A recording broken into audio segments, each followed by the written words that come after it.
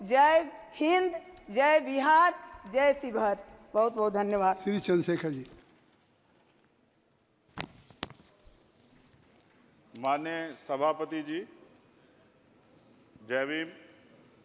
महामहिम राष्ट्रपति जी के अभिभाषण पर धन्यवाद प्रस्ताव पर बोलने को आपने मुझे अवसर दिया, इसके लिए मैं आपका आभारी हूं। सभापति महोदय, सर्वप्रथम मैं बहुजन समाज में जन्मे सभी संतों, गुरुओं, महान पुरुषों को नमन करता हूं, जिनमें महात्मा ज्योतिबा फूले, डॉक्टर बाबा साहब अम्बेडकर और मान्यवर काशीराम साहब को मैं याद भी करता हूं आज के दिन पर। साथ साथ नगीना की महान जनता और भीम आर्मी और हमारी पार्टी आज़ाद समाज पार्टी काशीराम के साथियों का भी धन्यवाद करता हूं। इसके बाद अपने कुल गुरु जगत गुरु सदगुरु रविदास जी महाराज को भी मैं नमन करता हूं, जिन्होंने दुनिया को लगभग 600 साल पहले बेगमपुरा शहर के रूप में दुनिया का सबसे महान लोकतांत्रिक दर्शन दिया। अध्यक्ष महोदय, माननीय सभापति जी, 14 अगस्त 1947 को ये देश अंग्रेजों के अधीन था। 15 अगस्त 1947 को हम लोग आज़ाद हुए। 16 अगस्त 1947 को देश आज़ादी में था, लेकिन धन धरती राजपाट में बंटवारा नहीं हुआ। जो साधन संसाधन थे उनमें बंटवारा सही रूप से न होने के कारण एक बहुत बड़ी आबादी सुविधाओं से वंचित और सम्मान से वंचित रह गई। उनको सम्मान देने के लिए और अंतिम व्यक्ति तक सुविधाएं पहुंचे, इसके लिए लोकतंत्र की व्यवस्था हुई। लेकिन आज़ादी के 70 साल बाद भी हम कहाँ खड़े हैं, इस पर ये चिंता का विषय है। मैं मानता हूं कि सामाजिक न्याय तभी होगा माननीय सभापति जी, जब जातीय जनगणना पूरी होगी और जातीय जनगणना कराई जाएगी और साथ साथ संख्या के आधार पर आरक्षण जो है वंचित वर्गों का बढ़ाया जाएगा। उसके साथ साथ जब राष्ट्रपति जी अभिभाषण पर बात रख रही थी तो उन्होंने शहरी और ग्रामीण क्षेत्रों के विकास की बात कही और ये भी कहा कि दुनिया में सबसे उत्तम शहर हमारे यहाँ बने। लेकिन माननीय सभापति जी, 70% आबादी तो गांव में निवास करती है, तो गांव की आबादी के बारे में भी सोचना होगा कि उनका जीवन कैसे बदले। माननीय सभापति जी, उच्च शैक्षणिक संस्थानों में बहुजन समाज के जो छात्र हैं उनके साथ कास्ट एट्रोसिटी हो रही है, निरंतर उनकी हत्या हो रही है। साथ साथ जो सरकारी कर्मचारी हैं दफ्तरों में, उनके साथ भी जो SC ST OBC और मुस्लिम और अन्य धार्मिक अल्पसंख्यक, उनके साथ भी माननीय सभापति जी जातिगत और धार्मिक जो है शोषण किया जा रहा है। इसलिए मेरी मांग भी है कि पुरानी पेंशन को भी अध्यक्ष जी बहाल किया जाए। जो कर्मचारी देश की सेवा में लगे हैं उनका भी सम्मान होना चाहिए। साथ साथ सभापति जी, भाजपा ने चुनावी लाभ के लिए सबका साथ सबका विकास के नारे दिए जो खोखले हैं, क्योंकि 10 साल में दलित, पिछड़े, आदिवासी, मुस्लिम और अन्य धार्मिक अल्पसंख्यक जो अत्याचार हुए हैं वो किससे छिपे हुए नहीं हैं। ये गलत है, ये बंद होना चाहिए।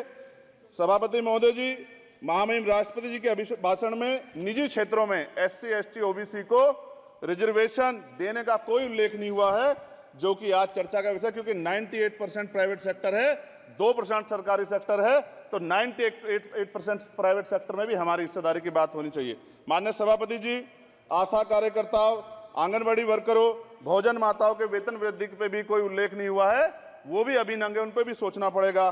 माननीय सभापति जी, जिस क्षेत्र से मैं चुन के आया हूं नगीना से, वो बहुत पिछड़ा क्षेत्र है। उस क्षेत्र में कोई विशेष आर्थिक पैकेज नहीं दिया गया, रोजगार की सेवाएं नहीं है, नौजवान पलायन करता है। IIT, IIM, एम्स, केंद्रीय विद्यालय आदि शिक्षा में और चिकित्सा संस्थानों की स्थापना होनी चाहिए, जो कि नहीं है। और माननीय सभापति जी, मानसून सत्र आ गया है, मेरा क्षेत्र बाढ़ से बहुत प्रभावित है, इसलिए मैं आपसे आग्रह करूंगा कि वहां के लोगों को बाढ़ से निजात दिलाई जाए। माननीय सभापति जी, चीन हमें आंख दिखा रहा है और लगातार हमारे देश की सीमाओं में घुसपैठ कर रहा है, इसलिए अग्निवीर योजना को हटाकर पुनः सेना भर्ती शुरू की जाए और साथ साथ भारत की सबसे प्राचीन व बहादुर रेजिमेंट में से एक चमार रेजिमेंट को पुनः बहाल करा जाए, ऐसा भी मेरा आपसे आग्रह है। माननीय सभापति जी, पिछले सारे प्रधानमंत्रियों ने मिलकर जितना कर्ज लिया है उससे दुगना कर्ज हमारे वर्तमान के प्रधानमंत्री जी ने लिया है। किसान अगर अपना कर्ज माफ कराने के लिए जाता है तो लाठी झेलनी पड़ती है, जबकि सरकार ने धन्ना सेठों का 15 लाख करोड़ रुपया माफ किया है। इस ओर हमें ध्यान देना पड़ेगा, हमारी आने वाली पीढ़ियों को ये कर्ज चुकाना पड़ेगा। माननीय सभापति महोदय जी, किसानों को MSP की लीगल गारंटी तथा किसानों का कर्ज माफ होना चाहिए। साथ साथ 2 अप्रैल 2018 को SC ST के बच्चों पे बहुत बड़े पैमाने पे मुकदमे लगे थे, वो हमारी लड़ाई सही थी, ये सुप्रीम कोर्ट ने माना और बाद में सरकार ने माना, वो मुकदमे तुरंत वापस होने चाहिए। माननीय सभापति जी, प्रेस जो है उस पर भी शिकंजा कसा जा रहा है। जो पत्रकार सरकार खिलाफ बोलता है नौकरी से हाथ धोना पड़ता है, और सोशल मीडिया हमारा हथियार है, उस पर तरह तरह के प्रतिबंध लगाए जा रहे हैं और विरोध करने वालों को सोशल मीडिया हैंडल भी सस्पेंड करा दिए जा रहे हैं। साथ साथ सभापति जी, पेपर लीक और परीक्षाओं के कैंसिल होने से देश के नौजवानों का भविष्य खतरे में है। नीट, यूपी सिपाही भर्ती सभापति जी और 69,000 शिक्षक भर्ती में आरक्षण घोटाला हुआ है, कोई पूछने वाला नहीं, खून के आंसू रो रहे हैं बच्चे, बेरोजगारी का दंश युवा झेल रहे हैं।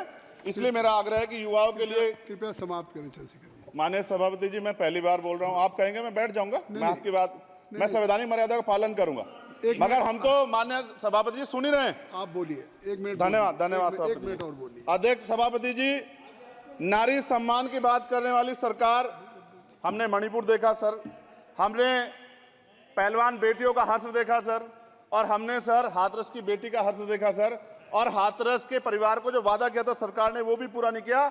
और महिलाओं में भी, स्पेशली दलित, पिछड़े और मुस्लिम वर्ग की, आदिवासी वर्ग की महिलाओं के साथ आज भी एनसीआरबी का डाटा कहता है सर जो जुल्म हो रहा है वो सहनीय नहीं है सर। साथ साथ कोविड में तैरती, हमने कोविड में बहुत सुना सर, कोविड में तैरती लाशें भी गंगा में हमने देखी है सर, और मजदूरों का हाल भी हमने देखा है। सभापति जी, बस सब समाप्त कर रहा हूं।